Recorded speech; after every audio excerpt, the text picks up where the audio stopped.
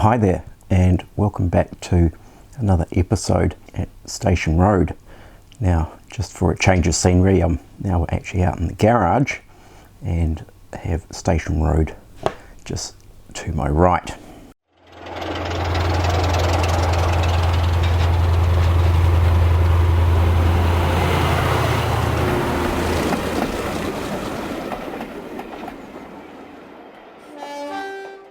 So I think first up, I'd just like to once again say another huge thank you to all the subscribers, and also for those who commented in the last episode of this extension build.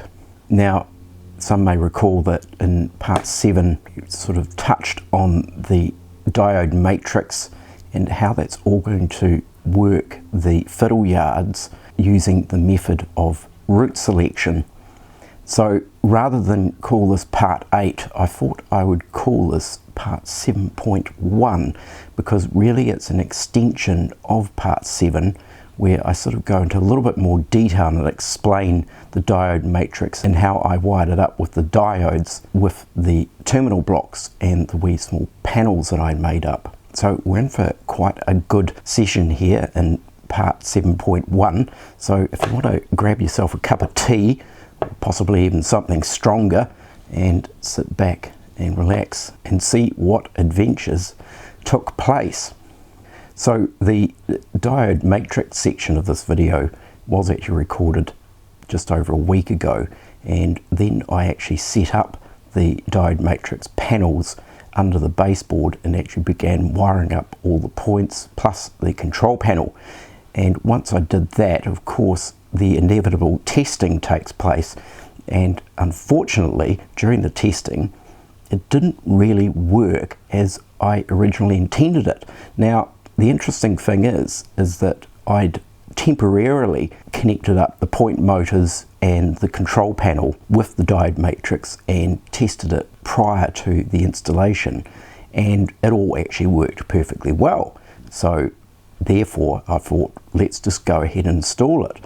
Now, you wouldn't believe how many complications I actually came through, and it almost to the point really where I was beating my head against a brick wall, and I just sort of thought, God, this is just not working out. So I persevered with it, and it ran over a period of a week. I finally managed to get the point system working. Now, in doing so, I came across some curious issues, which is what created some of the problems I had. One is to do, of course, with polarity and the way the circuits are wired, and of course that is very important. And also there were issues with the points themselves. So one of the issues was the actual springs within these Peco points, and particularly the new points that I'd bought. Some of the older points seemed to be okay. The strength of the spring was simply too strong for it to actually fire the point and switch the tie bar through the point. So in another part in this video, I actually go through the process of how to loosen off the spring so it is not so strong. So one of the other issues that factored into the problems I was having was, originally I decided to use a recycled power adapter that originally came from a Hoover dustbuster vacuum cleaner. Now, in terms of its power rating, which it stated on its label 15 volts, but then of course when I measured its voltage on the voltmeter, it was actually coming in at about 20 volts. The issue was to do with its amps that it was providing, and I think that might have been a bit underpowered. So I replaced that power adapter with an alternative, and I touch on that further into this video. Also, as initially planned, the CDU unit was to be integrated into the circuit as well, and initially I actually thought that maybe the CDU was at fault, because with all the issues with the points and some firing and some not firing, I wondered whether the CDU was really actually pushing out enough power or current to actually fire all points. So fortunately, the CDU that I actually purchased did have space for another capacitor, which I've added. Now, the extra capacitor doesn't actually increase the voltage that goes through the CDU. All it does is it stores more power. So therefore, maybe providing a little bit more power to distribute across a greater number of points. So I think without further ado, we'll just get into this first part of the video, which I actually recorded just over a week ago, which goes into a little bit more detail about the diode matrix assembly. So taking a closer look at my stylized diagram, you'll see here on the left hand side is indicating the points, and then over on this side here we've got the push button switches, which are part of the lunchbox control panel, and then this area in between, of course, is the diode matrix, which of course are these panels here.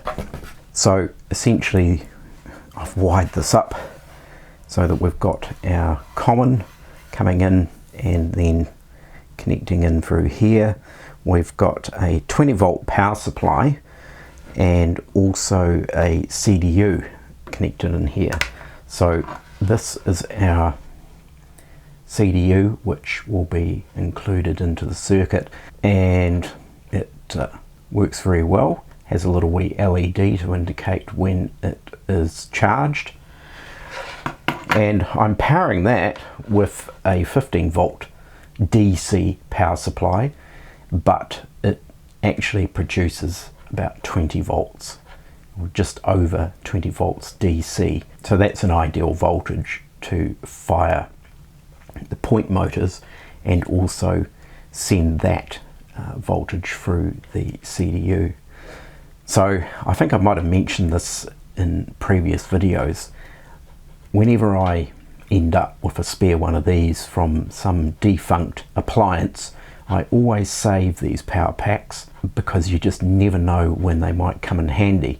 And this one here is originally from a rechargeable Hoover vacuum cleaner, so it's come in handy for that. So as per the control panel, we have the downline push button switches, and then we have our upline push button switches as well. So the diodes that I'm using are the 1N4004, and they're rated at 1 amp. So I've sort of found mixed documentation on which diodes would be advisable, but after actually consulting with the chap that I use who makes up the CDU units and so forth, he suggested there really isn't any issues with using the 1N4004 diodes, and I trust him as a electronics guru for that type of thing. Some people also suggest going to a 3 amp diode, and I did look at these in the local electronics shop, and they're actually considerably larger than the 1 amp diodes, and they would have been a lot more tricky to insert into this matrix that we have here. So the diodes that I've got, and just putting my finger there, you can see they're reasonably discrete, but the 3 amp diodes are quite a bit larger than that, and also the legs on the diodes are a lot thicker in diameter as well. So I'll just go through actually just wiring up this one here as an example, so you can actually see how I went about this.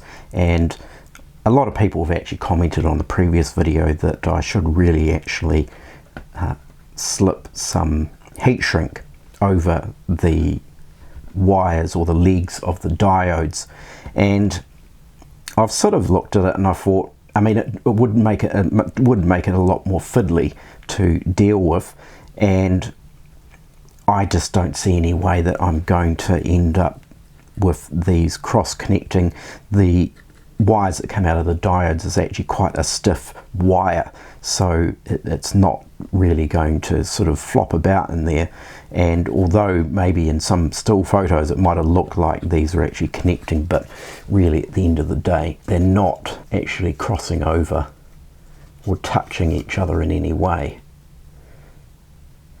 And then these panels will be inserted up underneath the baseboard, more or less out of the way. Well, they're certainly not going to be knocked or bumped in any way, so they should be okay. I would actually probably say that if you were going to do something similar to this, but it was going to be in an area where there was going to be a lot of other wiring, or potentially in an area where you're going to be poking around a lot, then maybe some heat shrink over these diode legs would be advisable. So with the down fiddle yard setup, it is identical actually to this one here. So I've soldered two lots of these together, and then there's just one single diode which actually goes diagonally across from one side to the other, and then we have got some wee short bits of wire here which are all being pre-stripped and everything. So we'll get these situated into place, and I've got my snips here so we can trim as we go. The idea is that I try to just get the terminals anchored into one side of the terminal blocks so that they're not poking all the way out through the other side.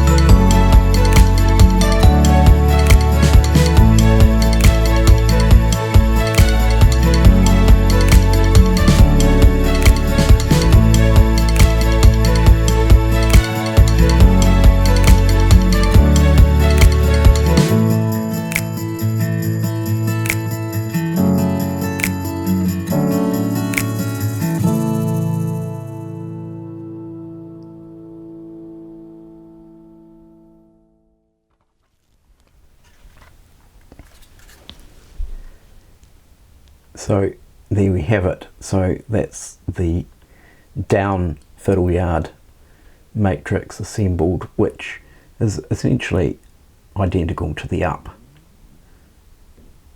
So the next phase, of course, I will finish doing the other panel, which is yet to be done, which has got nothing in it at the moment, and then we can actually start to set this up into the layout and include our CDU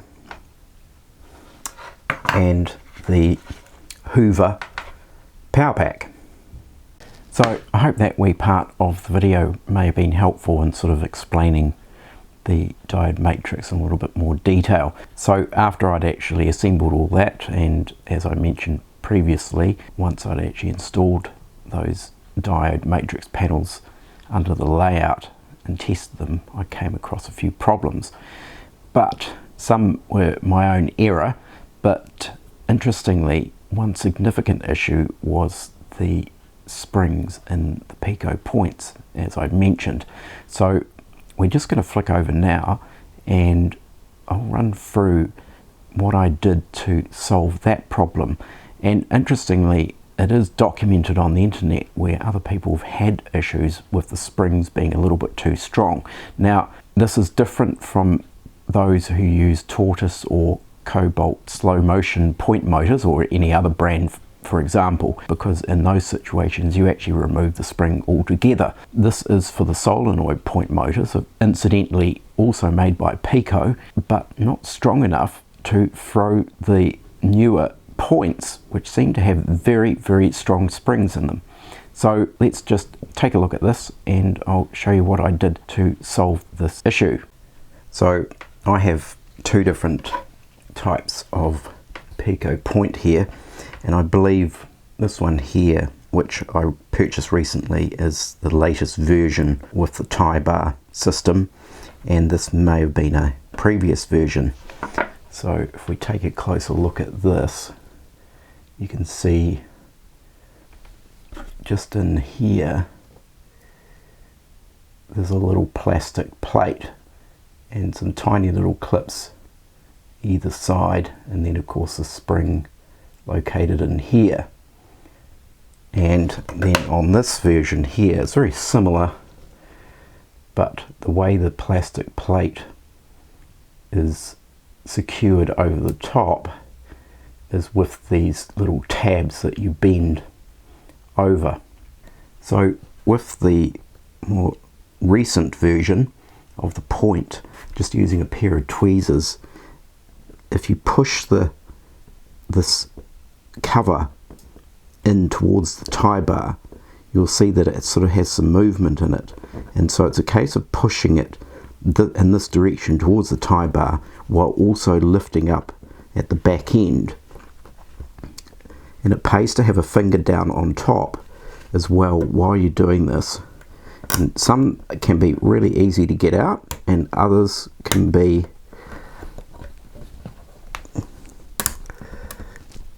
this one's going to be difficult because it knows it's being filmed. I'll use a little screwdriver and there we go. So if we take this out, and there's our little cover, and in here is the spring.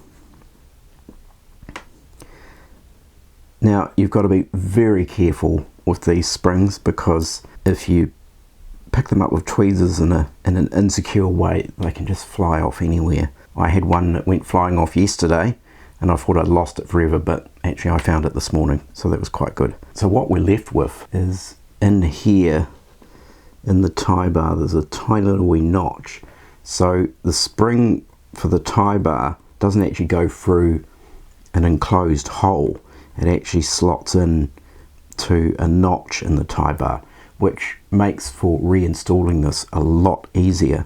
So essentially what I do first is, with the little spring here, is I squeeze the spring in further. So the further the spring is apart, the much higher the tension is on the tie bar, whereas if you squeeze the spring in, it reduces the amount of tension. So just using another pair of tweezers that I've got here and just holding it down, and I just squeeze these together. Now you don't want to do it too much, you just want to do it a little bit. So that's probably too far and you probably can't see this, but so that might look like a great deal of difference, but I've probably squeezed it in possibly by about 1 millimeter, something like that. But it's that one small amount of adjustment there that makes all the difference to the tension in this tie bar. Why unfortunately Peco didn't actually consider this right from the outset, I have actually no idea, because I'm sure they must test their products with their own point motors, but nonetheless this little adjustment does fix it. So now kind of comes the difficult part, because we basically got to get this back together, and I found the easiest way to do this is having the spring sitting on a flat surface, and we get the plastic cover that's got the tiny little wee hole in it, and you probably just can't, you might be able to pick that up on the camera. It is very, very small. So with the spring on a flat surface with its two prongs poking upwards, I just simply place the cover back over the top, and we're sort of working as if in relation to the point. So this plate goes, of course, this way around because it has to slide back into the lugs that are poking up behind the tie bar. So just by putting your finger on the spring and just placing that over the top, that positions the prong back into the hole. Now the next step is to get all of this back into the point. So what I've sort of found is if I slide my tweezers in underneath, and what I'm actually doing is attempting, and this may take a little bit of fiddling around, and you may or may not be able to see this well on the camera, is I'm trying to grasp the cover and the spring in one go between the tweezers, and doing it ever so carefully so that you don't end up squeezing the spring in such a way that it pings out and disappears somewhere. So I've got this now clamped between the tweezers and the spring. I've got in this sort of rough kind of position. Might be a little bit difficult to see on the camera.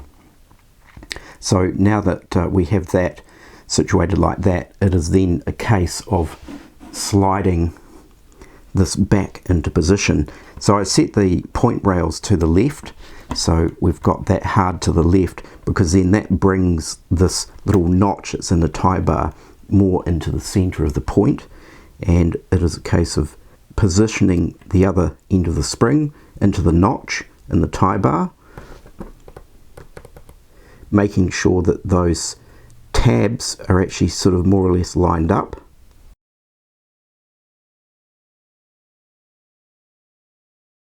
Now that was a bit of a wriggle to get that one in, but I've just checked and we can see, well, I can see anyway, I think the pin is still poking through the hole in the top of that, and the pin is still located in the notch here, and then it is a case of pushing this back, which I may need to use a screwdriver to push the plate backwards, which locks it in to its tabs.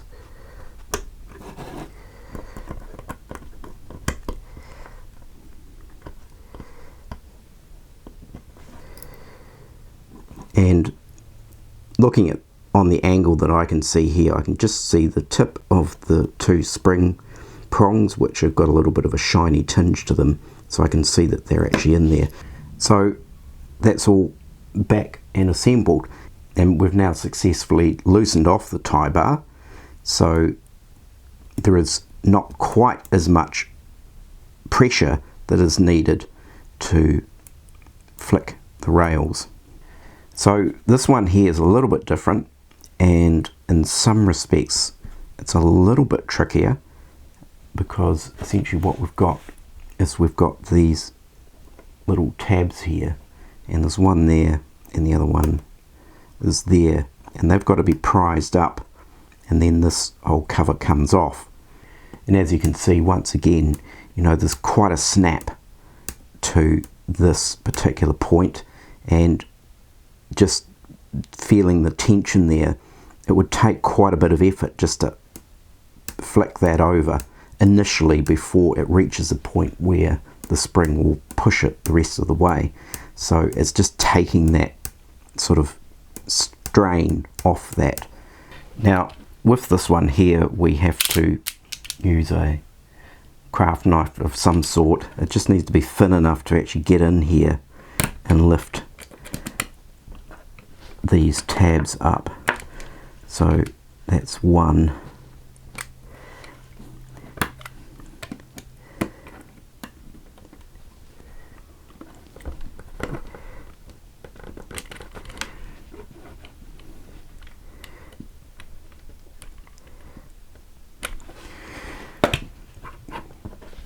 So that's the two tabs now poking up, and then it is a case of positioning the point rails centrally within the point.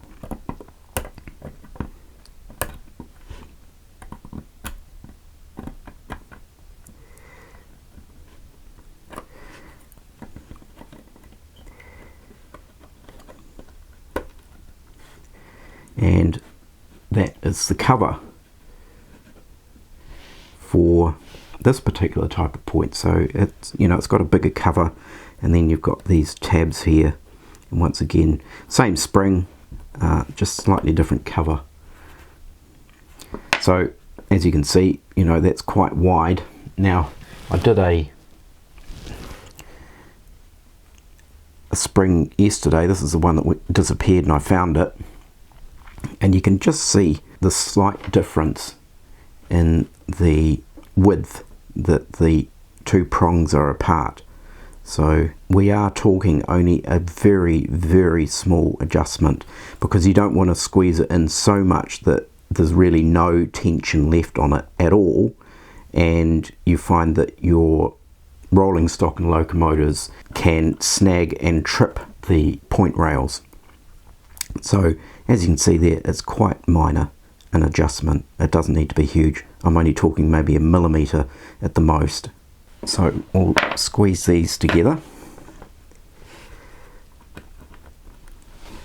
and I'll try and show this. So I've just got my finger on the spring just to hold it down, and then I've got my tweezers here, which essentially I'll just clamp either side and just push it in.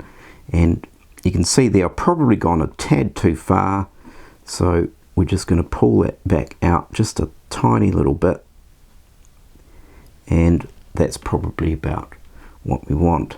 So I use the same method as we do for the other type of cover. So we place this over the spring,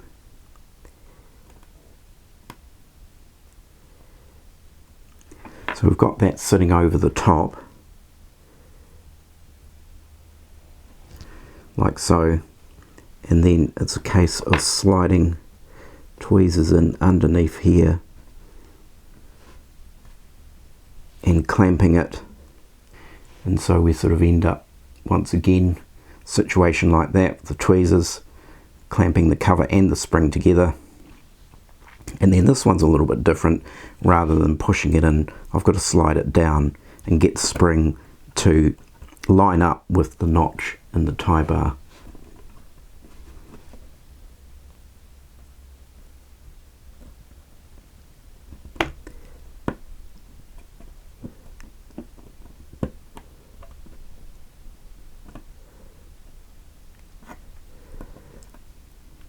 Now just checking once again on a slight angle that the two prongs are poking up through the plastic, and once again, yes, I can see this shiny little wee glint of the end of the prongs, so they're correctly in place. So now it's just a case of securing the plate down flush with the sleepers, just giving it a check, and that is just so much better. There's still enough amount of snap in there to keep the rail against the outer rails, but it doesn't have that really hard tension that the point motors, interestingly, struggle to fire. So we'll now push these tabs back down.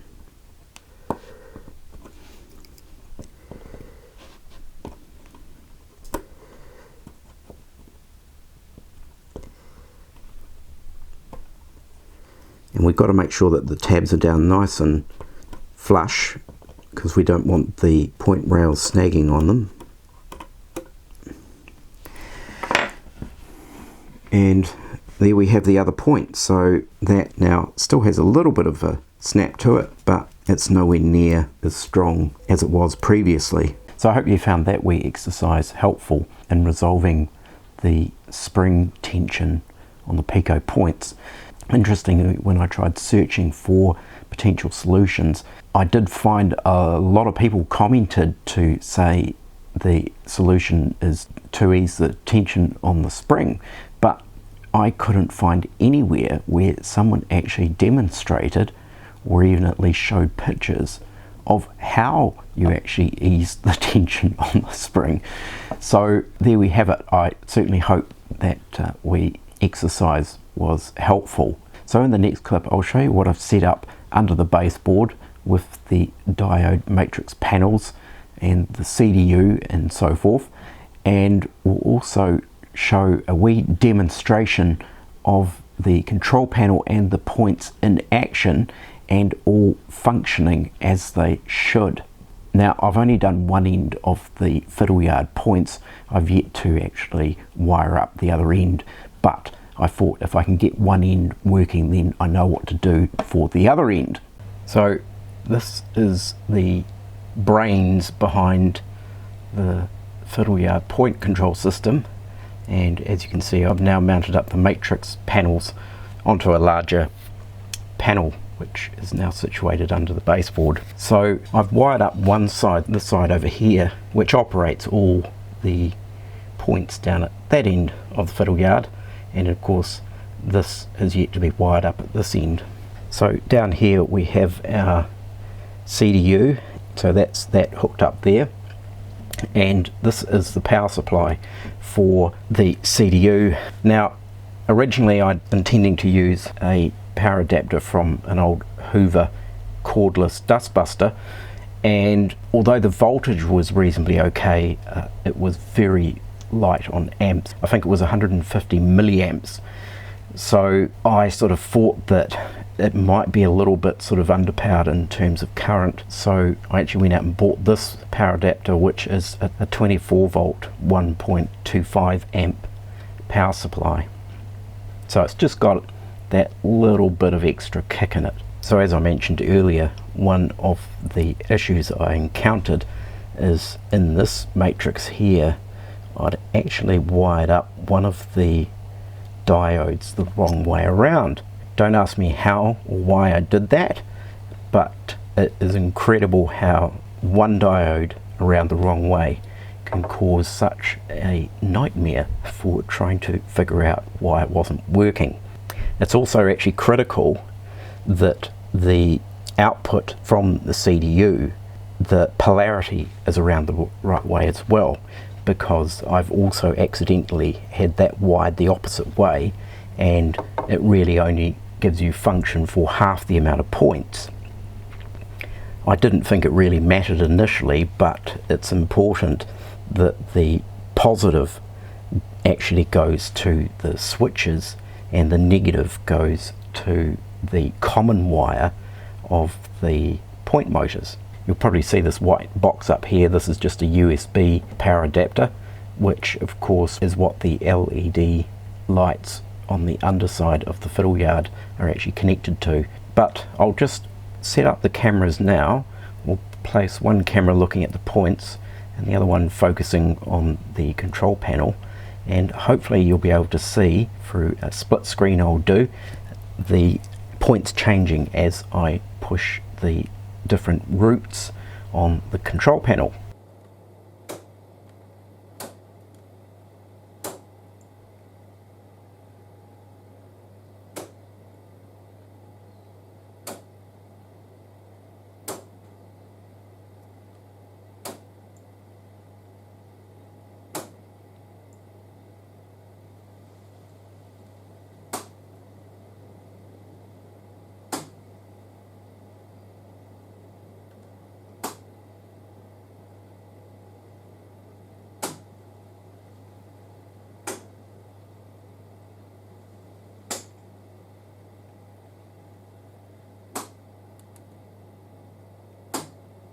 So there we have it. I know this has actually been quite a lengthy video, possibly one of my longest videos, and a lot of talking as well.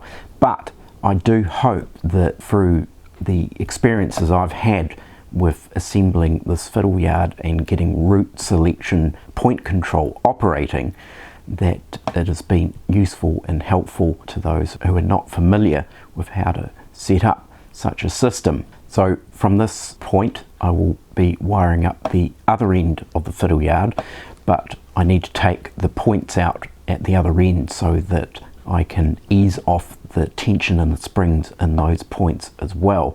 Then once I've got that all set up and we have that connected into the diode matrix panels, then there will be another running session and some testing of train formations in and out of the fiddle yard.